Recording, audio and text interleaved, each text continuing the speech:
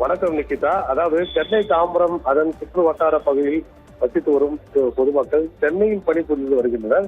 குறிப்பாக பணிக்கு செல்வதற்காக தினந்தோறும் காலை நேரங்களில் தாம்பரம், குரோம்பேட்டை, பல்லாவரம், மீனம்பாக்கம் என அதிகப்படியான வாகனங்கள் ஜிஎஸ்டி சாலை வழியாக சென்னையை நோக்கி செல்வதால் போக்குவரத்து பாதிப்பானது வழக்கம் போல ஏற்படுகிறது.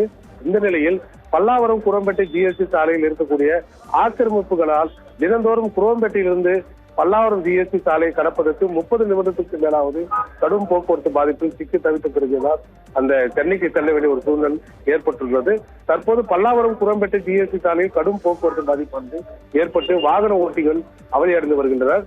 காலை நேரங்களில் கூடுதல் போக்குவரத்து போலீசார் போடப்பட்டு போக்குவரத்தை சீர் செய்ய வேண்டும் என வாகன ஓட்டிகள் ஒரு கோரிக்கை முன்வைக்கின்றனர்.